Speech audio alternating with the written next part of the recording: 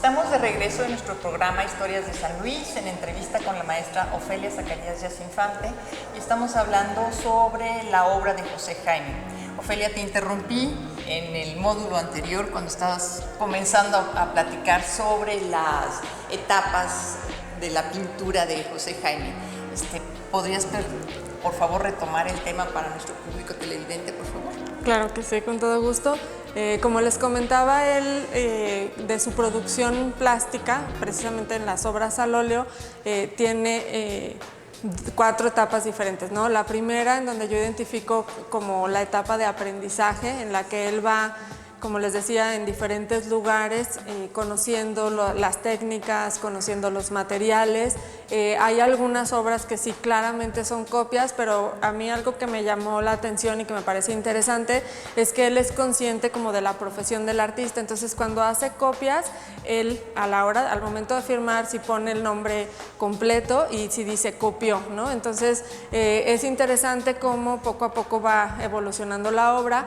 En ese periodo encontramos algunos referentes, como les decía hace rato, por ejemplo, a los grabados de Doré, a obras de Caravaggio, a obras de Miguel Ángel, y bueno, poco a poco él va como desarrollando su propio estilo.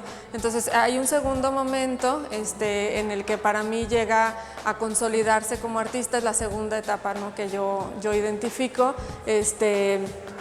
En esta etapa en que se consolida, empieza a tener varios encargos de diferentes sectores de la sociedad potosina. La iglesia, por su parte, le encarga hacer obras de formatos grandes, por ejemplo, para la iglesia de San José, para el presbiterio, para algunas otras capillas, para la iglesia de Tequis. Entonces hace varias obras por encargo, lo mismo que los industriales, ¿no?, a través de la Cámara de Comercio le empiezan a encargar una serie de obras que hablaran sobre las regiones del estado. Entonces así vamos a encontrar plasmado la zona media, el altiplano, etcétera, y estas piezas de también formatos grandes van a decorar lo que fue en ese momento la Cámara de Comercio, que ahora es la Biblioteca Central de la Universidad Autónoma de San Luis Potosí. Entonces, bueno, estas obras de gran formato tienen mucho que ver con el nacionalismo, ¿no? Había este auge en México posterior a los muralistas, en donde empiezan a llegar, como es el caso, ¿no?, de Fernando Leal, al interior de la República para precisamente, ¿no?, darle una imagen al nacionalismo. Entonces él empieza a trabajar todas estas obras por encargo, digamos, y se nota claramente que no es lo que a él le gustaba pintar, ¿no? Entonces hace esto durante varios años, obtiene como el reconocimiento de diferentes sectores que le encargan estas obras. Incluso, aunque no hay evidencia de los murales, Gonzalo Santos, que era gobernador en ese momento del estado, lo lleva a la Huasteca para realizar algunos murales. Por la investigación, supongo que fue alguna temática que tenía que ver con Pedro Antonio Santos, su hermano, porque justamente coincide cuando era el aniversario, que se va a la Huasteca precisamente a hacer estos murales. Hay algunas referentes de que sí existieron precisamente en la escuela Pedro Antonio Santos algunos murales, y también en algunas haciendas.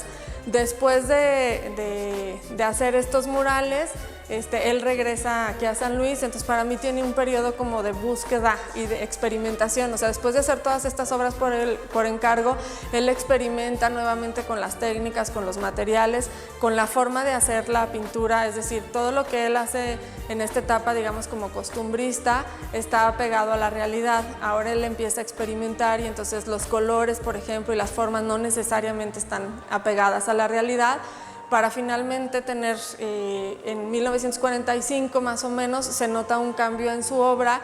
Y para mí lo que él hace en esta última etapa es precisamente desarrollar un lenguaje plástico propio, es decir, escoge específicamente los colores, la composición, obviamente las imágenes que va a plasmar para transmitir el mensaje, ¿no?, que él quiere dar. Y esta obra, que se desarrolla entre 1945 y 1949, es la que tiene como un sello muy particular, y que la verdad es que quienes conocen la obra de José Jaime la ven e inmediatamente identifican, ¿no?, como obra de José Jaime, en donde una de las características, por ejemplo, es el manejo del color. él impregna, digamos, como toda la atmósfera completa de un cuadro en una sola tonalidad, ¿no? Entonces es muy interesante que a veces con una economía muy simple, es decir, en tonos solamente azules y verdes, vamos a ver distintos personajes, paisajes, animales, una serie de situaciones que se van a desarrollar ahí y que son sumamente interesantes, ¿no? Entonces, otra cosa que detectamos que es muy interesante, por ejemplo, es que sí utiliza ciertos códigos, digamos, un poco de color, los colores fríos, estas gamas que les decía, a lo mejor entre verdes y azules, para ciertos temas un poco más lejanos y algunos temas como más intimistas los maneja en tonos cálidos, es decir, amarillos. Entonces vemos representados, como les decía, numerosos personajes. Muchos de los temas que sí aborda, como les comentaba, en la literatura, los vemos en la pintura. Y a diferencia de las etapas anteriores, en esta toda la obra está sobre tela, por ejemplo, y el formato es mucho más homogéneo, o sea, ya no vemos estas obras de 3 o 4 metros, sino que todas más o menos son de un formato mediano. Y algo que es importante, no comenté hace rato o no terminé de comentar de la biografía de José Jaime, o sea, muere a una edad bastante temprana, pero algo también que es importante es que estos últimos años tan productivos él se autoencierra, ¿sí? Él se exilia en su propia casa y se dedica día y noche a pintar y a escribir, ¿no? Entonces esta etapa es la más productiva en todos los sentidos porque se dedica específicamente, entonces hace de hecho una sociedad tripartita con sus hermanos, ellos lo mantienen, digamos, para que se dedique únicamente a la obra de arte, de tanto pintura como escritura, pero bueno, la mayor parte de la obra la conservó la familia, ¿no? Posteriormente fue cuando se empezó a vender y, como les decía, esta obra como de características muy particulares es la que pues dio pie en su momento como a la crítica. En el caso, por ejemplo, más importante es el de Carlos Pellicer, que no solamente habla sobre la obra de José Jaime, sino que él promueve que se organice una gran exposición a un año de la muerte de José Jaime, en 1950, y esa exposición viaja posteriormente a la Ciudad de México, ¿no? Entonces ahí ya varias personas que están en el ámbito artístico-cultural pues empiezan a hacer algunos comentarios respecto a la obra de José Jaime, algunos que formaban parte en ese entonces ya del Instituto Potosino, del Instituto Nacional de Bellas Artes. El Instituto Potosino todavía no existía, pero precisamente sí, todos esos grupos y que muchas personas detectaran que había muchos artistas que merecían, ¿no?, estos espacios para la formación, pues detona que finalmente se funde unos años después el Instituto Potosino de Bellas Artes. Entonces, esas son algunas de las características de la obra de José Jaime que son muy interesantes y que, como les decía, merecieron como la crítica de algunos personajes importantes, ¿no?, involucrados en el ambiente cultural. Hablaste en un principio, en el primer módulo me parece, sobre la representación que hace José Jaime de la guerra.